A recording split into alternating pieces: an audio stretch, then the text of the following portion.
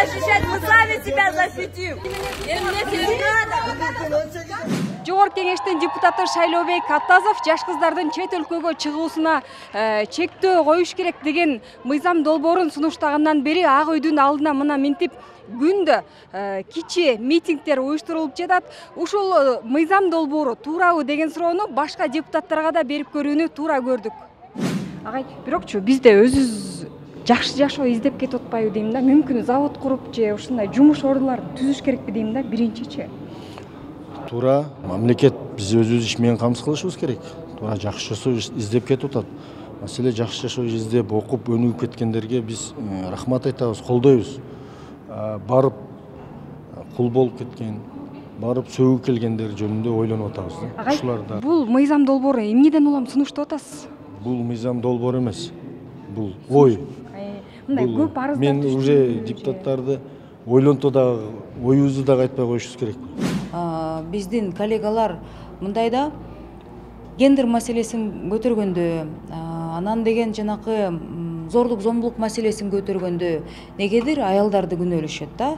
Ушул аял ушуга жеткиди, аял күнөөлүү деп. Эмнеге деген ушу токмоктогон эркектерибизди сынга алышпайт.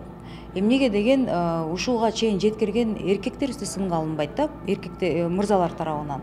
Мен биринчи айым катары эми ушул 20 жашта кыздарыбызды сыртка чыгууга тыюуга мен каршымын. Бул популисттик чечим.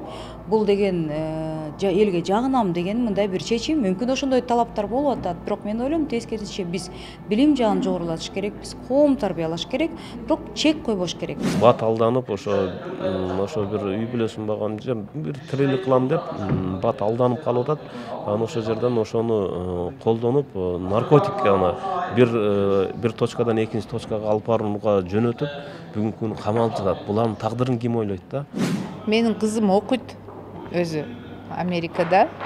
Анан кийин бул баягы баланын кыздын өзүнө ыйман берсин.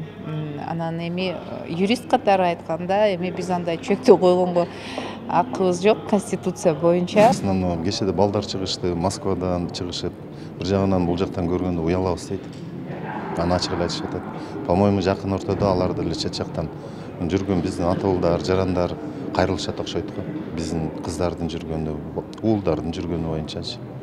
Эми чет жакта алып жүргөндө өзү биздин жарандар кичине мамлекетти ойлоп, кыргыз деп мындай жанагасын өздөрүн жана подобающий алып жүрсө жакшы болмок дейм да менчи. Кыргыз кыздарынын аброю жогорулаш үчүн эмне кылышыбыз керек? Кандай кылыш керек?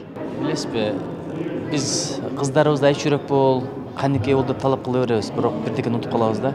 Айч жүрөктүн жубайы Семетей болгон, канекейдин жубайы Манас атабыз болгон. Чындап, кайсы элде кор тутушса зайыпты, ошол элдин эрине кой айыпты деген бир сөз бар. Эгер кыздарыбыздын акыбалы ушунчалык деңгээлге түшүп кетсе, бул биздин дагы намыс маселебиз, биздин дагы уят маселебиз да.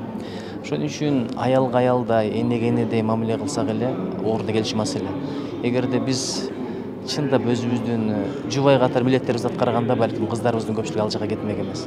Единственный мындай нерсени бул кыздар жыргап атканынан барып аткан жок да ал жака.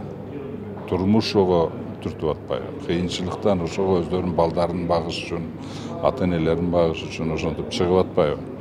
Ошондуктан прежде чем мындай эмени кылыш үчүн, эгер муну токтотобуз десек, биз өзүбүздүн экономикабызды өнүктүрүшүбүз керек. Ошол жаш кыздарыбызга жумуш жай беришибиз керек.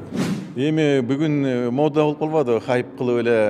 Эми ал бир кишинин ал өзүнүн жеке ою да. Мыйзам менен эгерде анын баарын регулировать этсек болбойт го, менин оюмча. Мен деле неберем окуйт, чет мамлекетте. Эми эмне кылабыз?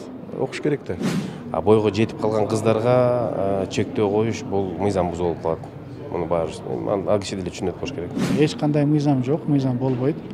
Эртең эле 18 жаштан баштап кыздар чыкпайт экен дегенден алыс болуш керек. Анан ал конституцияда толук жазылган, эч ким анын укуктарын чектей албайт.